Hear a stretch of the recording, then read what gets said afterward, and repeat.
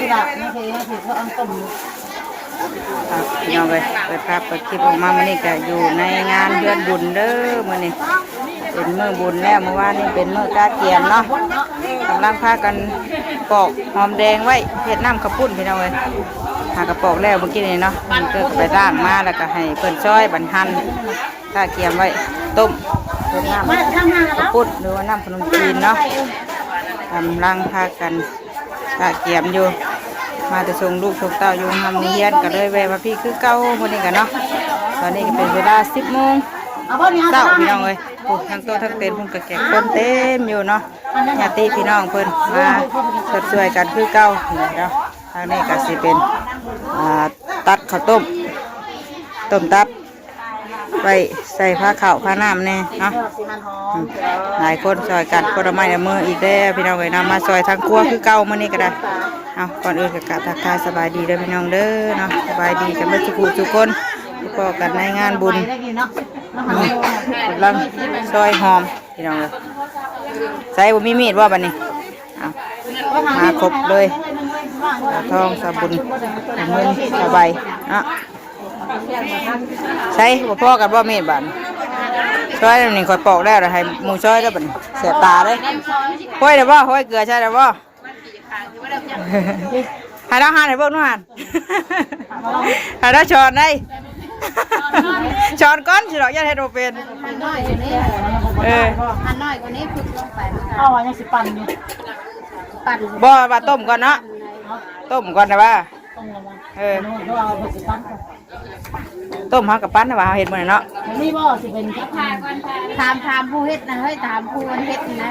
ต้มสิผ่าคือมันสิแยงนั่นน่ะใช่แยงกับต้มเนาะเฮากับมานั่นบาดเดียวเลยต้มน้ำจังเข้าเพราะถ้าว่าถ้าเพิ่นสิปั้นเฮาสิได้หั่นง่ายกว่านี้สบายกว่านี้ปั่นเอาใช่ถ้าปั่นราคาใหญ่กว่านี้ใช่ป่ะบ่ยันมันเสียบตาเอาเกลือห้วยเคียงนะห้วยได้มั้ย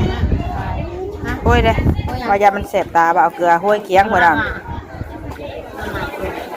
พอบ่ได้เลยเนาะหาเกลือมาใช่เพิ่นว่ายันว่าเอาเกลือมาใส่มันเสียบตาเพิ่นว่าได้เนาะซอยหอมแดงนี่สิหั่นมะกอกเกลือชนะเคียงบ่ชนะเคียงบ่หรือชนะคนห้วยไปนี่บ่เด้อเพิ่นว่าใส่หนักบ่มีมีดเฮ้ยเอาเสียมีบ่มีมีดเด้อที่ไหนไปหามีดให้ก็ได้เสียเด้อหามีดให้เพิ่นก่อนมาเบิ่งทางอันนี้กันพี่น้องมีบ่เฮ้ยมีดทางนี้มียกขึ้นให้เบิ่งกันรุดจำดิผมมีมีดใจขอบใจนี่หันเบิ่งได้เด้อหันเอาเปลี่ยนกันเฮ็ดคนละแผนกพี่น้องเนาะนี่ก็ไปซอยปอกแล้วร่างให้เพิ่นแล้วก็มาให้เพิ่นหั่นเพิ่นซอยแบบนี้เนาะทางนี้ก็สิเป็นจัดแต่งผ้าขาวให้ยาคูเนาะเดี๋ยวทางในผ้าขาวกระลายผ้าพี่น้องเพราะว่ากองบุญ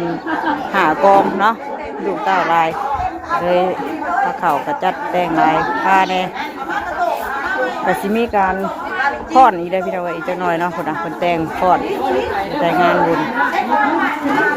อีกจัก11 โมงพุ่นแหละใกล้สิย่อข้าวย่อน้ำแล้วเนาะตอนนี้ก็10 โมงแล้วเตรียมเงาเข่าได้จังหน่อยเนาะกำลังพากันกล้าเกียมอยู่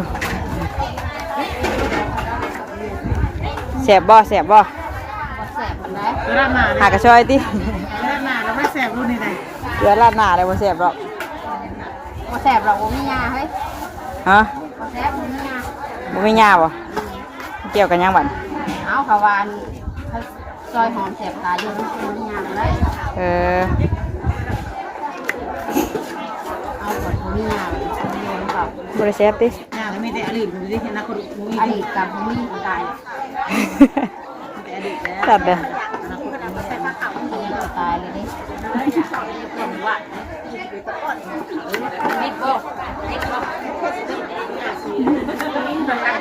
ใช้มีดนั่นนี่บ่ได้บ่มีดก็ลายอยู่แต่ว่าลายคนเฮ็ดมันบ่คู่กันพี่น้องเอ้ยเนาะสิได้ยังบ่ทันเป็นใกล้เด้อนี่ก็10 โมงแล้ว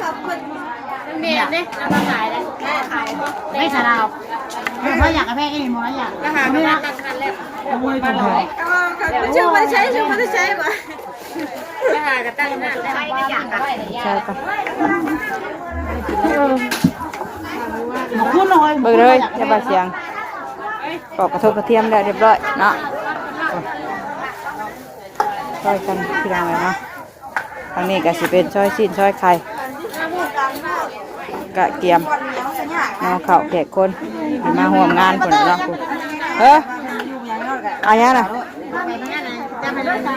เอาอีกเลยตู้เลยสิไปเด้อก็ได้เอาไปจังหวะกันน้ำหนังเรื่องมันอย่างนั้นของเรื่องบางช่อยสิ้นช่อยไข่เยอะ มาชวนกันรักชิ้นเพิ่น ป้า มันจะภาพแล้วเมื่อนี่ตรวจกระเป๋าทุกคนเหรอ ตรวจเบิ่งก่อนดิจะให้เมื่อบ่ตรวจเบิ่งแต่ละคนก็ยันบ่พลาดเนาะค่ะว่า ได้ใจกันอยู่เมื่อ2ครั้งแรกเลยสำหรับ ชวนเราทานใช่ไหมกันไหวกันเปลี่ยนก็ได้นะไหวกันทั้งไหวก็ได้กันยางมือเลยไหวยางมือเลยไหวกันทั้งเลยก็ได้นะสบายดีเห็นยังสบายดียังเห็นบ่จะเห็นบ่ซอยซีนมาเด้อมาเด้อ ไอ้เก้าคือเป็นแผนกเคยเฮ้ยช่อยสิ้นนี่ เอาแล้วของเราอยู่ ไข่ก็มีบ่นี่ เคยมือเรา เพิ่นเริ่มพอดได้บัดนี้ พ่อในเบิ่งนี่มันเลยว่า มีพอดมีดำอีกเนาะงานนี่ต่างงานอื่นเลยพี่น้องเนาะงานบุญแจกข้าวอันอยู่ทางนอกนี่ได้บ่เปิดเพลงเลยอย่าบ่ได้เข็มจักเนาะเออ มาจอยเราอยู่ตรงกลุ่มบุญป่ะ รักกระเพราของบุญได้เจ้าของแล้วเนาะได้บ่เพลงนี่ดินบ่ได้เนาะ บุญไปเลยอ้อยมาได้โจไปก่อนยังคือกัน เพิ่นตอนนั้นกินข้าวเลยสบายดี ซอยซีนมาเฮ็ดยังมาเฮ็ดผู้ทางเพิ่นมาเฮ็ดยังไงน่ะ ตอนนั้นทั้งนี้ช่วยทั้งนี้กินเลยติ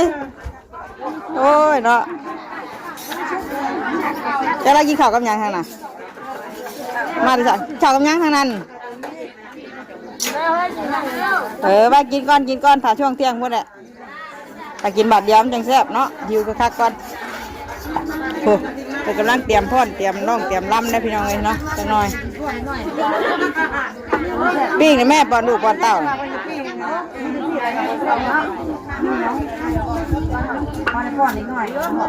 มีแต่มียิ่งบัดนี่เอาแต่เก่ามีแต่เคยวันนี้มีทั้งไผ่ทั้งเคย3 คน4 คน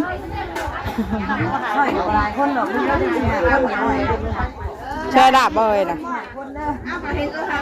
ใหญ่ซีใหญ่ซี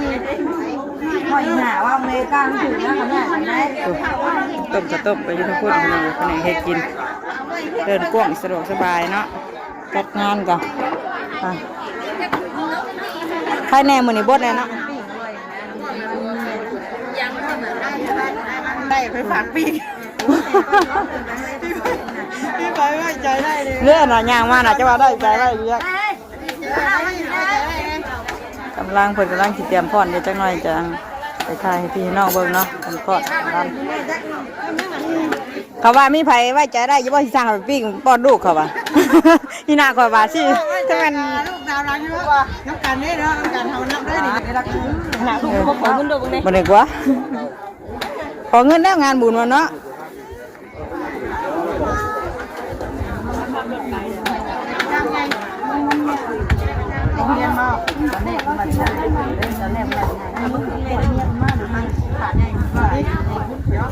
คนหลายดอกพี่น้องเนาะญาติพี่น้องหลายก็มาซอยเบี้ยซอยงานกันกระลายแบบนี้เลยเนาะเขาบอกมีญาติพี่น้องแห้งกระเต็ก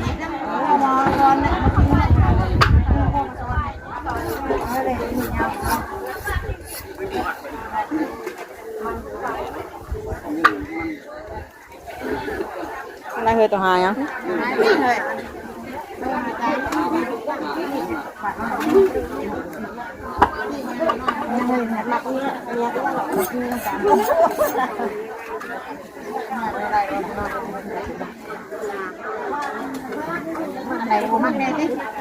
มีข่าวอยู่ว่ามีน ธรรมดานะเอาในมูดนี่ยัง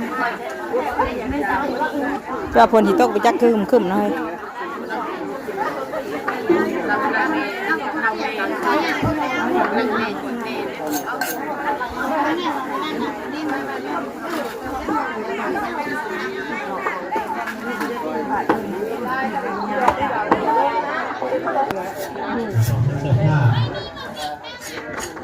แดดมาเลยเฮ้ยนั่งตากแดดช่ำมันที่นี่ว่าบดแน่เกี่ยวฝนสิตกบ่ชูได้เฮาไว้ท่าชูบัดดำหน้า บัดดำหน้าก็ยังสิชูอยู่ยังบ่ได้มูช่ำพี่น้องเนาะอีกจังน้อยก่อนอันเครื่องมูเครื่องหยังก็แต่งมาแล้วล่ะแต่ว่าท่านได้มู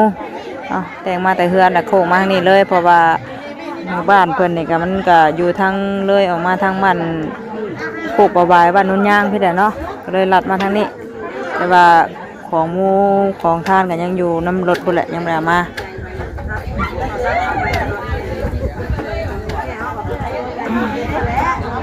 เรียนอยู่เนาะ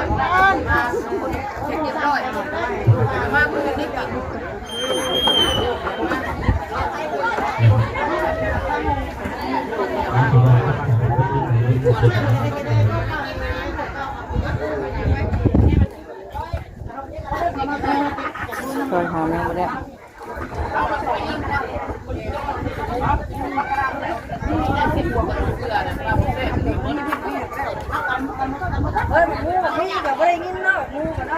จัก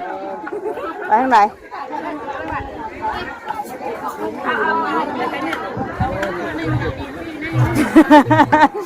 ยังพวกนี้ขอวิ่งเลยข้างหน้า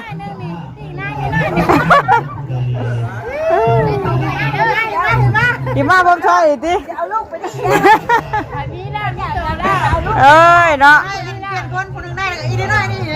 เปลี่ยนแนวด้วยนะบ่เปลี่ยนเนาะผู้ช่วยเปลี่ยนแต่ผู้นั่นติไปขอป้อนลูกป้อนหลานปิ้งเอาบ่เอาวันหมูขอมาจะได้มาพวกนี้เลยไปเฮ้ยตัวได้บัดนี้เฮ้ยผู้ใดนั่งกันแน่จ้ะกับตายอยู่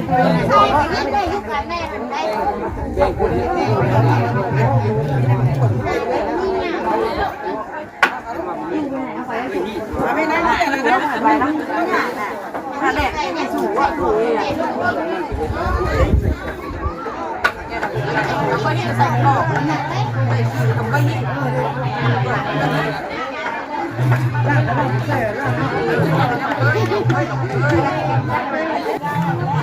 ะหาแล้วเรียบร้อยเดี๋ยวทางนั้นที่น้องเลยเนาะแกกระเทียมปอกกระเทียมกับปอกไว้เรียบร้อยเดี๋ยวจะทา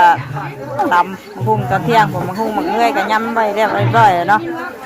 เล่นหมักดันกับปิดเอาแถวนั้นมานี่แหละเราปลูกไว้เลย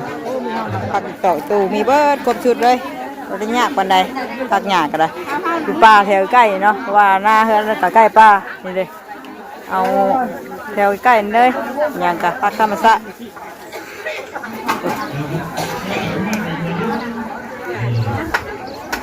เบิ่งคนพ่อนบ่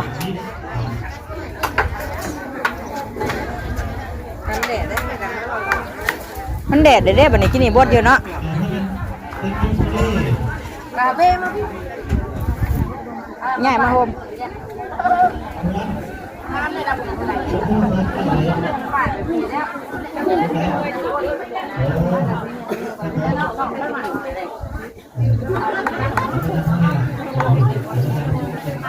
หมอแกงหมอต้มอยู่ทั้งนั้นพี่น้อยทั้งโฮมต้นไม้บอนต้มข้าวต้มเมื่อวานนี่เนาะเสร็จคนกับลายอยู่มันตัวต่างผมเป็นกำลังจะเตรียมพรเท่านะมันเป็นชิพรกับบอได้นั่นจำจักเพราะว่าเปิดเพลงพี่น้องเลย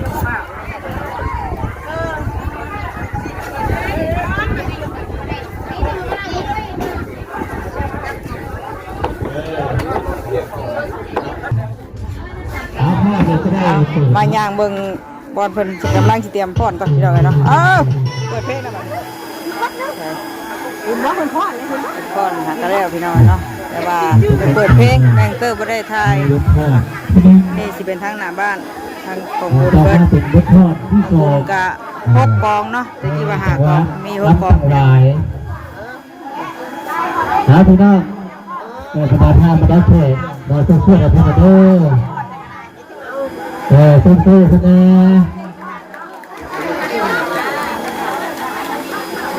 รับภาพที่2เราในจังหวะถวายว่าจัด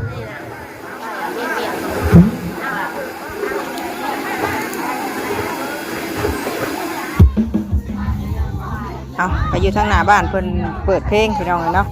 มันเพิ่นพอนแต่ว่าบ่ได้ถ่ายดอกเพิ่นเปิดเพลงเปิดลำยันว่าผิดกฎ YouTube เพิ่นที่ว่าแม่นเตอร์ถ่ายไปแห่เคยมื้อนั้นก็ยังแดงพี่น้องเอ้ยผิดกฎก็แล้วเนาะอัน 4-5 เดือนยังบ่ได้ยังมาผิดกฎอีกบัดนี้แฮงแล้วชาติจำแหละปิดช่องคือบาจันเนาะช่องบาจันก็จักที่ใดยังบ่แล้วบ่ทั่วบ่หรือใดยังบ่ได้อันเบิดกำหนดเพิ่นบ่เพราะว่า2 อาทิตย์ใกล้ได้ละใกล้สิอันฮอดกำหนดเพิ่นให้เปิดใช้คือเก่าบ่ได้ได้เนาะทางเพิ่นเปิดตู้เปิดเพลงนี่ก็กำลังกะเกียมในอยู่ในกินใกล้ช่วงเที่ยงนะกำลังตำมะฮุ่งพี่น้องเลยเนาะก็กระทงกระเทียมได้เรียบร้อยซอยหมักเล่นหมักนาวค่ะแม่น้องดิวเป็นตำมะฮุ่ง มันปลาเลย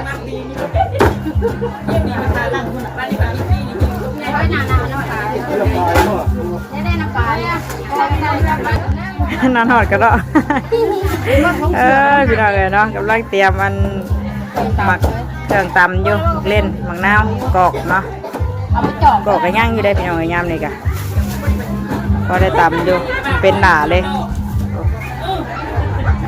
ไอ้เก่าคือแผนกตำมันนี่คือเป็นแผนกซอยบัดนี้ให้แม่น้องวิวตำบ่อนะ จอยครับให้น้องวิวตามพริก ไก่เด้อไก่ชิวเวลาย่อข่าวคนเดียวเนาะจักจะโมง มันจะมาแดดลูก 10:40เลยพี่น้องเลยเนาะทั้งหน้าพุ่นไม่ได้ไปถ่ายเพราะว่าเพิ่นเปิดเพลงลังยันว่ามันถ่ายไม่ได้ผิดกฎเพิ่น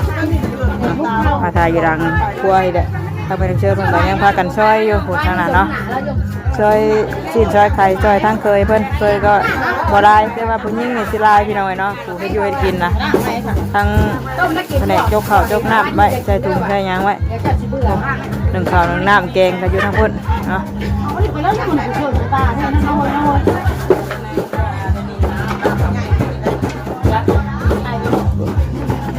ป้าจอยกับแม่น้องบิวเป็นคนตามมัน แล้วย่างเกี่ยวพ่อก็ได้เขาบอก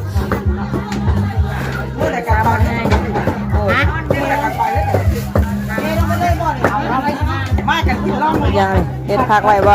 เด็ดพักไว้ใส่เป็นเหยื่อข้าวปุ้นบ่น่ะเหยื่อคนมาเป็นเหยื่อข้าวปุ้นมันก็ข้าวปุ้น แต่เมื่อนั้นไปกันยังไม่ได้ งามแถวเนาะมีแต่พักอันนี้ มากินเบียร์แล้ว พักนี่อย่างเดียวพี่น้องเลยแล้วแน่บ่หอมแถม กับหญ้าซ้ำกันวะ คนกันดิกินพักกินหญ้านะพักก็มีหญ้าก็มี อย่าลืมไปซุปเปอร์บัตร หอมว่าอันบัวกับซอยเรียบร้อยแล้วพี่น้องเนาะเดี๋ยวถ่ายได้ต้มช่วงค่ำพุ่นแหละสิได้พากันเฮ็ดน้ำข้าวปุ้นกันเนาะ นั่งได้แล้วลูกว่าเด้อ ตอนนี้ยังเตรียมอยู่ให้อยู่ในกินอยู่กาเกียมผักหญ้าเครื่องต ไปเข้าชั้นก็นั่งแข่งแน่นะ ำตู้มาตำอยู่ห่มเฮ้ยบ่ตู้มาย่ำเขามาห่มพี่มองแดดบ่ผ้าแดดดิปิงแดดบ่ปิงแดดเอาวิตามินแน่แน่ใช่เขาแดดตลอด มันเกินไม่ได้อะไรมันเกินได้เอาห่อนครับเพิ่มช้าสัตว์เพิ่มแน่ฮอดลองกินทาผิววะ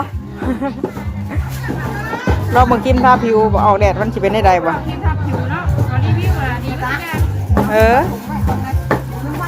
ไปสิบ่ว่าบ่ดีวะไก่ได้ไก่ทอด11 โมงไงได้นี่เนาะได้เชื้อย่อเข่าได้เอาจ้ะไปยกเข่าช่วยโมกันเด้อเฮ้ยเด้อนั่งอยู่ในแดดไปช่วยเครื่องตามก่อนพี่น้องเนาะเดี๋ยวแม่งช่วยไปเอาเข่าใส่ถุงก่อนเตรียมไว้ก่อนเนาะนี่ก็สิราบสิก้อยจักหน่อยหน่อยชุบไปยกเข่าช่วยโมกันทางหน้าเพิ่นก็พากันฟ้อนกันแซวอยู่เสียงนอกเสียงดำไปชั้นเดียวแม่งก็สิจบคลิปเลยเนาะพอกันอีกคลิปหน้าเด้อไปลงไว้คลิปนี้ก็มาซอยเวียกซอยงานทางเพื่อนบุญคือเก่า 2-3 มื้อแล้วล่ะมาซอยเพิ่นเนาะดีท่อมื้อนี้ก็บ่ได้แดดปานใดมันก็บดแน่พี่น้องเอ้ยเนาะแม่งเตอร์ก็พอหายใจสะดวกแน่น้อยนึงเพราะว่ามันอากาศร้อนน่ะมันสิเป็นหนักหั่นนะแต่ว่าอากาศบ่ร้อนมันก็ธรรมดาพออยู่พอไปพอมาอยู่เนาะเดี๋ยวคลิปนี้แม่ งเตอร์สิขอตัวลาก่อนสบายดีกันเพื่อทุกคนพี่น้องเลยเนาะทางป่าใหญ่ท่านได้มาอยู่มาหลังลุงเอารถมาเราไม่มีรถมาตัดคลิปนี้ไปเด้อไปดูเลยเนาะฝากเบิ่งฝากแย่งฝากเป็นกำลังใจให้มันเตอร์คือเก่าคือเดิมเดียวอีกจักหน่อยสิพากันเข้าไปมูเนาะยังบ่ได้มูครับไปลาแล้วสบายดี